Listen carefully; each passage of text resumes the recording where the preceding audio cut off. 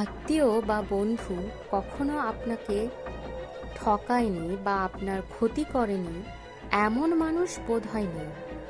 তো জ্ঞান ভাবতি 4.5-এ আজকের ভিডিওতে আমরা জানব কোন ধরনের বন্ধু বা আত্মীয় আমাদের জন্য ক্ষতিকর।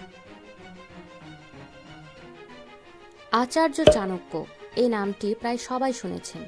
তিনি ছিলেন ভারতের মৌর্য সম্রাট চন্দ্রগুপ্ত মৌর্যের প্রধান উপদেষ্টা। তার কৌশল ও বুদ্ধিমত্তার মাধ্যমে মৌর্য সাম্রাজ্য একসময় প্রতিষ্ঠা লাভ করেছিল। আসুন জানি সেই চাণক্যের মতে কোন ধরনের আত্মীয়রা আমাদের জন্য ক্ষতিকর। যারা আপনার ভালো সময়ে পাশে থাকে, কিন্তু খারাপ সময় আসলে যারা পাশে থাকে না, বরং সেই সময়ে আপনার ক্ষতি করার চেষ্টা করে, এই ধরনের আত্মীয়ের সঙ্গে সম্পর্ক না রাখাই ভালো।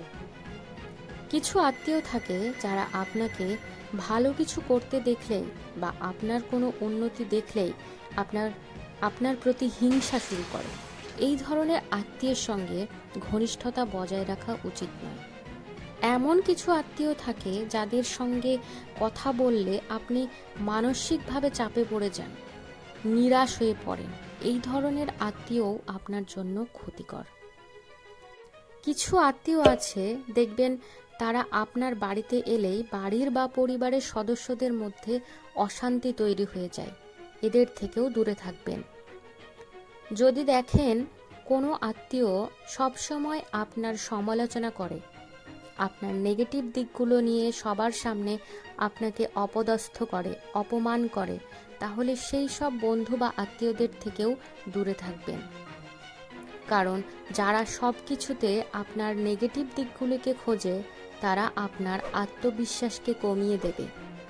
আপনি হতাশ হয়ে পড়বেন এবং একসময় ভাবতে বাধ্য হবেন যে হয়তো আপনার দ্বারা আর কিছুই হবে না। এবার শুনুন আমার কিছু কথা। যারা আপনার সামনে বন্ধুর মতো আচরণ করে কিন্তু গোপনে আপনার ক্ষতি করার চেষ্টা করে, এই ধরনের বন্ধু শত্রুর চেয়েও খারাপ। শত্রু তো শত্রুতা করবেই, সেটা আপনি নিজেই জানেন, কিন্তু বন্ধু যদি শত্রুতা করে আপনি ধোঁকা খেতে বাধ্য। কিছু আত্মীয় থাকে, দেখবেন যে আপনাকে শুধু পরামর্শ দেয়, মানে এটা ঠিক পরামর্শ নয়, আপনার জীবন কিভাবে চলবে সেটা ঠিক করতে চায় এবং আপনি কোনো সিদ্ধান্ত গ্রহণ করলে সেটাকে তুচ্ছ তাচ্ছিল্য করে ভুল প্রমাণ করে দিতে চায়।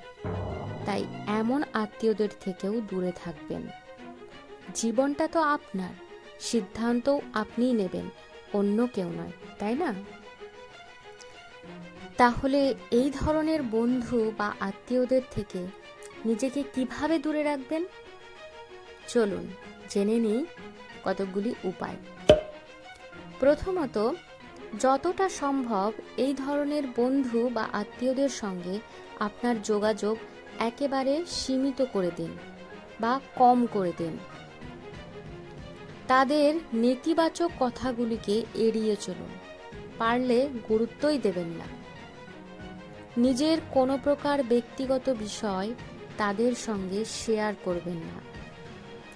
নিজের আত্মবিশ্বাসকে ধরে রাখুন আর সেই সব মানুষের সঙ্গেই সুস্থ সম্পর্ক গড়ে তুলুন যারা সত্যিই নিঃস্বার্থভাবে আপনার ভালো চায়।